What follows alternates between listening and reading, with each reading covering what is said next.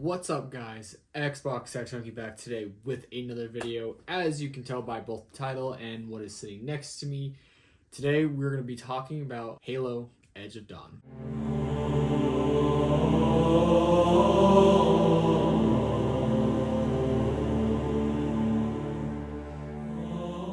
Now let me start off by saying one of two things. First, this is going to be two separate videos. One is going to be this one, which is going to be spoiler free, so if you are here just to hear my thoughts about the book without any spoilers or any significant plot points, this is definitely the video for you. If you do want to hear about spoilers because you're not going to read the book or you just don't care about being spoiled early on, then I will have another video up, which I will link somewhere here, for you to go check that out. Likewise, this video is obviously releasing on release day, so I would honestly recommend you reading it first before you watch either video, just so you kind of go into it knowing what you're going to be expecting. But obviously this is going to be for those who don't want to read it or who maybe just want to get someone's thought and perspectives before they pick it up themselves. So let's just jump into it. Now, the second thing that I was going to mention, I saved for this specific point, is I literally just finished the book. Like, within 5 minutes, I set the book down, came up to my freaking room, and just started recording because I felt like I really need to get my thoughts out as quickly as possible before all of it starts to merge together. Because reading this book in just 2-3 days and then now talking about it, there's going to be a lot that's on my mind, and I know a lot of it will just kind of slowly slip through the cracks as time goes by, so I want to talk about it and let you know what I think. Alright, as we all know, Halo Edge of Dawn picks up mere moments after the end of Halo Infinite with Chief, and as we know her name now to be Gyre, the Cortana replacement AI, after defeating the Harbinger in the Silent Auditorium, and were picked up by Fernando Esparza, the pilot, who ferried us around all throughout the game and pretty much just was the reason we were able to get it so far. Now, as the book and as Halo Studios and Kelly Gay, the author herself, said multiple times, this book literally, and I mean literally, picks up right where the game left off. And it's almost cool because, without spoiling anything, the first few pages literally recite the exact what happens in the game with Chief, and Gyre escaping the auditorium and then popping up in that weird part of the ring where they see the arched or the Halo ruins, and then being picked up by the pilot, and then Gyre saying, "I have the perfect name," which at the time we obviously didn't know what it would be. We just kept calling her the Weapon. Now that that's out of the way, let's actually talk about the book. Overall, I will say this book kind of had a weird start, mostly because on one end I was just excited to finally get something after Infinite. Halo books always do this weird thing where at first it's like, here's the brand new game, here's some books that are companions to it, go off and have fun. You're like, cool, great. And then the game, you finish the game, and then you start reading all the books that come out after the game, but all these books either take place up to the point of the game or before it. Never anything after. You barely get any news of what could be going on. And thankfully, Edge of Dawn does exactly what we want it to do, and it continues the story of Infinite. Now, one of the biggest questions that I think a lot of people have had for this book, and it's actually the biggest worry that I kept seeing when this book was announced and what its story was going to entail, was, does this in some sort of way continue the story of Infinite in a way that will basically kind of, try to move away from Infinite so that the next game can do something else? Does this somehow, was this supposed to be a DLC? They didn't have the development time, so they just made it into a book. Does this ruin Infinite's story in any shape or capacity? And here is the answer on that. It's a no. After reading this book, I can safely say that this does exactly what Halo Studios set out to do with it.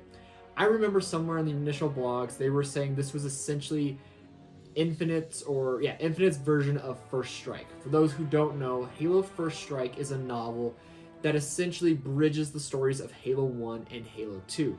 It doesn't do anything that you're going to go into Halo 2 going, wait, what the heck happened? Even though some of those questions linger, they're not pivotal enough for you to be like, this completely ruins, the story. Now I'm going to have to go read a book to understand what's happening. There will definitely be some things in the next Halo game story, if they obviously use a lot of this that you may not understand, but it's probably and hopefully not going to be super groundbreaking where you have to pick up Edge of Dawn. But overall, when it comes to that aspect, I will say that this book is perfect for being its own thing. It is a beautiful companion to Halo Infinite, or I guess an extension realistically, and also a great sequel novel to Halo Rubicon Protocol. Now, for those who don't know, Rubicon Protocol was a companion book to Halo Infinite. It talks about like the crew of the UNSC Infinity and what they were seeing through those months that Chief was missing. We meet an amazing set of characters such as Lucas Browning, Kovan, all the different Spartans, Bonita Stone, Horvath. That is probably one of my favorite books, and we'll talk way more about it when we get to Rubicon Protocol down the line, but that is one of my favorite Halo books, and I highly, highly, highly recommend you give that a read before going into this book, because there's a lot of characters and a lot of details that are pivotal from that book that are, explained or concluded in this book.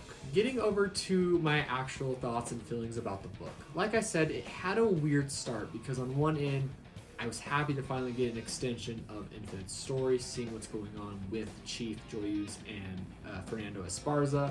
On the other end, there was just some parts that felt like, that's it. That's okay. That's a unique way to go about this. Nothing bad. It's just mostly plot points that they decided to, I want to say, shift with some characters that I wasn't super ecstatic about.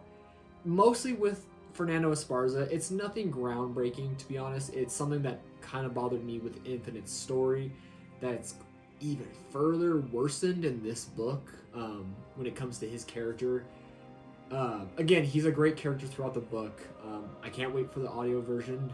The voice actor for Fernando Esparza is doing the entire book, plus Steve Downs and Jen Taylor doing their respective roles.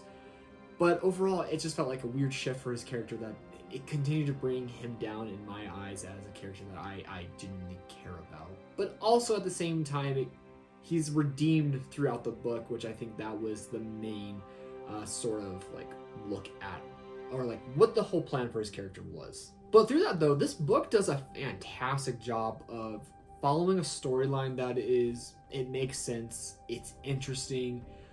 Some of the new areas they go to are super cool. One thing I really loved, without again spoiling too much, is they do go to different parts of the ring, and it's great to kind of like see what I would expect Infinite to have been had the game been, at a more complete state when it released. Seeing the different wildlifes, the different biomes like snow, inclement weather. It's like you're seeing what Zeta Halo should have been in the game, but obviously due to COVID and the development hell that Infinite went through, did not make it into the game, and to this day is very heartbreaking. But hopefully now with Halo being on Unreal Engine 5, that's something that can be vastly squared away with in the next Halo game, whatever it ends up being called, whether it's Halo 7 or Halo Infinite 2. I'm totally kidding, by the way. Now, fun fact, this is Kelly Gay's first rodeo with the Master Chief as the main character.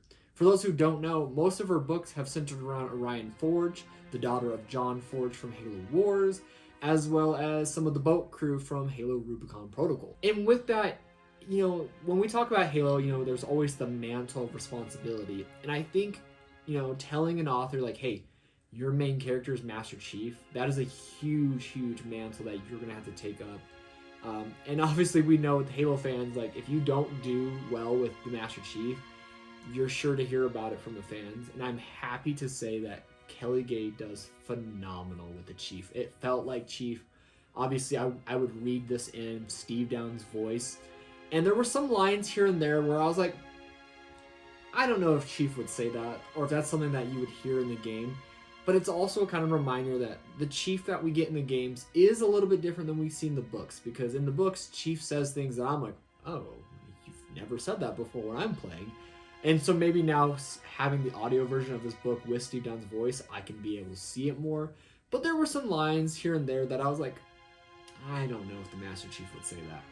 But nothing to where it's like groundbreaking or where it's like bad for his character. It's just those small things. You're like, I don't know if I would use that. But besides that, it's great.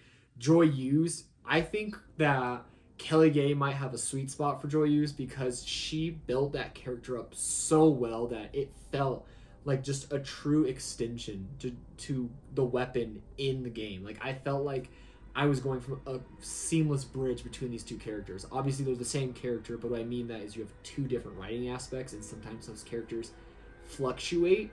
But no, it felt like just the perfect right amount of Joyous. And honestly, one thing that I really loved about this book, without getting to too much of the story, is we're coming off of Cortana's, dictatorial rule over the galaxy. She had the created, she had guardians, she killed, millions upon billions of lives. She destroyed Doisak, the brute homeworld. And so obviously no one's going to trust her or smart AIs. So what happens when that comes to Joyous, who is now Master Chief's companion post Infinite? And that's something that's really explored upon in this book. And I think that Kelly Gay just does it in such a phenomenal way that it felt powerful and it felt great to not only see how others would react to Joyous besides the pilot, but how Joyous would react to being seen as Cortana or as this evil entity. And it's like, we all know who the weapon is. We know who Joyous is. She's anything but evil. She's the sweetest, most innocent AI you could find. And it's just heartbreaking watching her have to see the reactions of others, but it's a great way to build off of, yes, this happened, but we have to understand that Cortana's gone now. Joyous is here to, help us out. And then last for the main cast, actually not the last, but there are more main cast members that I don't want to fully talk about without spoiling the novel. But the last two that I will focus on are Fernando. Fernando kind of does a similar, role to what he had in Infinite Story, where he's mostly ferrying Chief and Joyous around. He definitely has a lot more character building and a lot more time on paper, aka on screen, than he did in the game. And I think that it's cool to get more about him. You get a little more about his character that I personally did not like, but you also kind of get this man who is devoted to the Master Chief after the events of Infinite. Not only devoted, but pretty much reliant upon, and very much has separation anxiety in certain moments. And it's perfect for his character given who we know he is. He was just a volunteer engineer on Infinity. He got scared when the Banish attacked. He stole a Pelican just to, panicked and just wanted to survive.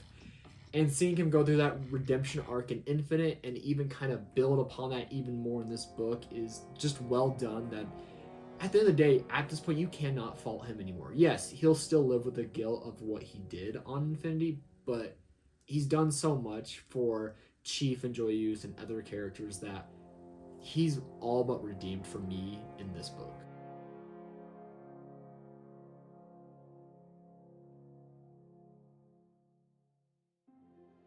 Now, the last character, as we know, is Jega Rdomnai, our favorite banished former Silent Shadow, who, I will not lie, this isn't a spoiler alert. I thought it was, but it turns out a lot of people knew this even before I did. I somehow missed it. I must have just not paid attention. I will not lie. Jega Rdomnai is not my favorite lead. He's cool, he's awesome, but he has such a small role in Infinite. And he disappeared after. I thought he was dead, but clearly he's not.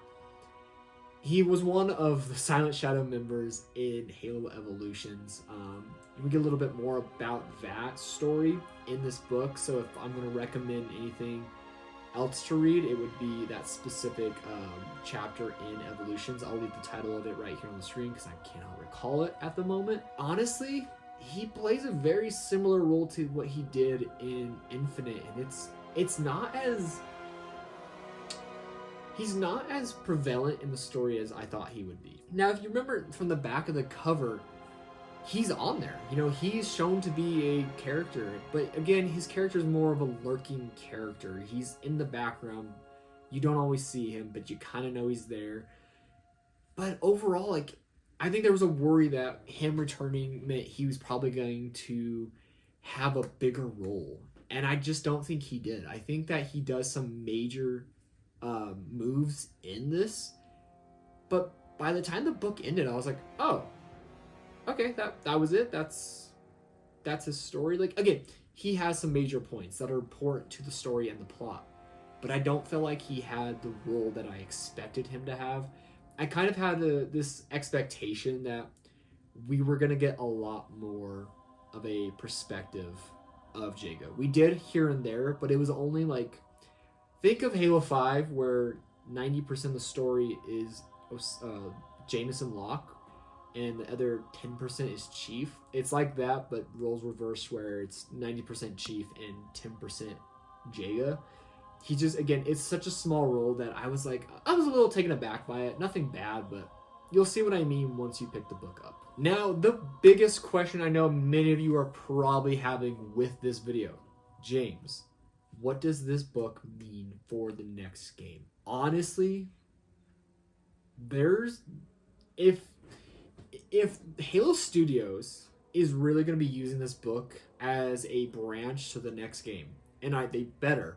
Honestly, actually, matter of fact, come here. Halo Studios, if you're watching this, if I play this next game and the thing that you built off from this book isn't in this game, we're going to have problems. I'm actually going to cry because y'all can back up now.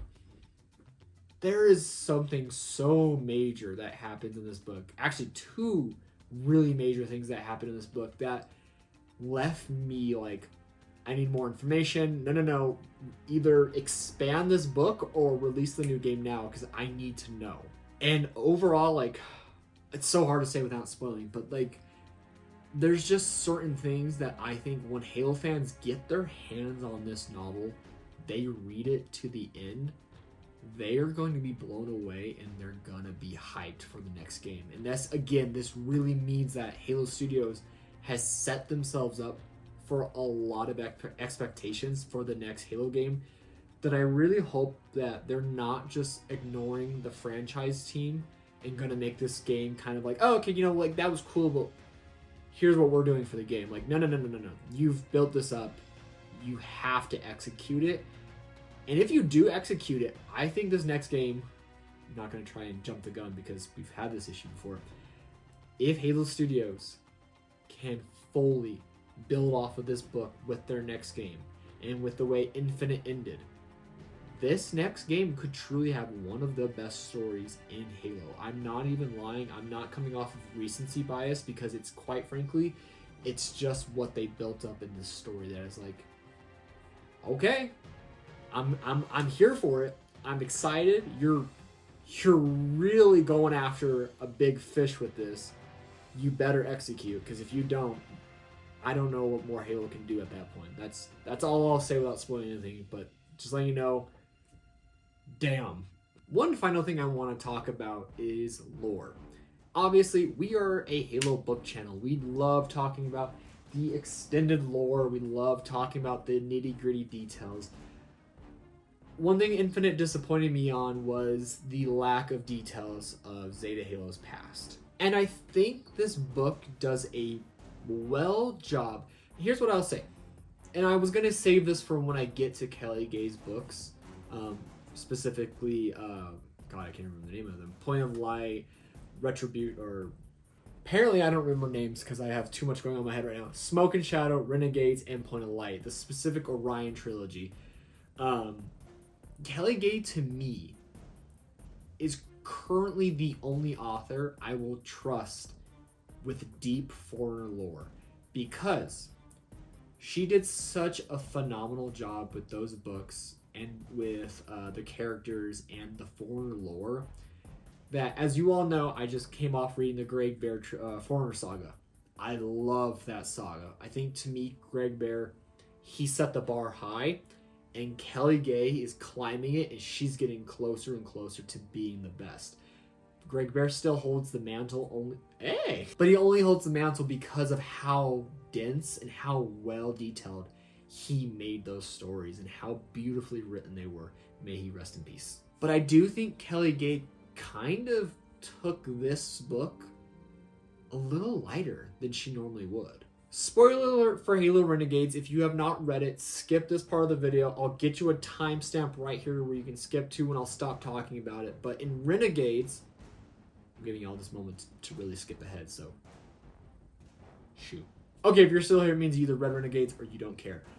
In Renegades, we hear a lot about Born Stellar. We hear a lot about the Liberian. We hear a lot about the Forerunner Empire. Like, it felt like I was reading Greg Bear's novels, and I was blown away by the story so much so that that's when I really started loving Kelly Gay. And every time a book is announced with her name on it, I'm immediately like, instant buy, don't care, 10 out of 10, would read again. But I think in this book, Kelly, I love you to death, but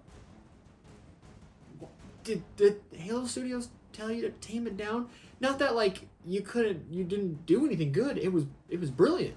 But I felt like when she discussed Zeta Halo, you got like toe dips into what Zeta Halo was about. Again, I know that if you technically read Primordium, you know a lot about Zeta Halo, or at that time, Gyre 11. Fun fact, Gyre 11 is the name of the teaser trailer song that was in Halo Infinite's original 2018 teaser.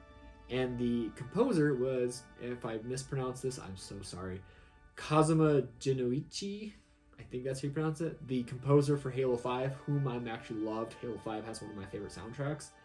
Yeah, he composed that, and I think it's brilliant. He did phenomenal with that. But back on track, I just feel like Kelly Gay really didn't go above and beyond with the lore, the Forerunner lore, and the Zeta Halo lore that she could have done with this book. There was many times where there's those moments where they say it out loud to you if you're not fully understand what they're what you're reading, but it's those moments where even when they're saying it out loud, it's not enough, and it's like we really need to explore Zeta Halo's past and its mystery, especially given that there's still so many sections of the ring that harken back to the original version of Gyre 11. Like, she does do that. She talks about some of the things, but I felt like it needed more, like Infinite did. Like, Infinite kind of does this thing where it goes, this ring's different. This ring's different. I'm like, I know. Trust me. I know. Could you expand on that? And they're like, no. I'm like, cool. But overall, I'm a fanatic for Zeta Halo. I'm a fanatic for the Halo Ray. And I don't want to say disappointed, but I wanted more about Zeta. I wanted more about its design, architecture, past, history. I wanted more from it, and I didn't get that, but it's okay, because I don't think this book was obviously ever an exploration of Zeta Halo. It was exploration of the story after Halo Infinite, and on that part, it did it well, and it's ambitious. But overall, my final thoughts on this book. It is a great book. I don't know if it's my favorite book, especially from Kelly Gay. I think there's a lot of parts in it that are good, but there's also parts in it that I was like, okay, yeah, like this happens. This is cool, all right. It's not up until maybe the last 100, 150 pages of the book, which I know sounds like a lot, but I steamed through it, where I was really kind of like getting into it, and then suddenly it was over, and I was like, no, wait, no. I need more. Obviously, I don't want to talk about it too much in this video because I know it's the biggest question too, is the Endless. We do get a lot more about the Endless in this book. I need to save all what I can for the spoiler review, because there's a lot to discuss, and quite frankly, there's some crazy things that are coming with the Endless, and I'm hyped to finally see them in game. Halo Studios do not fail on this part. But overall, it's a great book. I think it does well for what it's supposed to do, which is to connect Infinite to the next game. I don't think it ruins Infinite or the future of Halo in any shape or form, unless Halo Studios decides not to capitalize on it, which I think they will, but we will see. But overall, I think if you go into the next Halo game without reading this book, you probably won't be lost. Hopefully, again, Halo Studios does what they should be doing in making a game that you don't have to rely on the books. I'm personally one who always says, read the books. The books just hold a lot more information that really expand the story and the setting. But I do think that, if you don't read this book, you're not going to be lost on a lot of things. But I do think on some things you're going to be a little confused, and maybe they'll explain it in some sort of data log or audio file like they did with Halo Infinite. But if I had to give this book a rating, it's a 4 out of 5. I think it just needs that little bit more to it, and that beginning kind of felt weird to me at first, is what's kind of bringing the score down. But overall, it's a fantastic book. Kelly Gay killed it. She did well with the characters.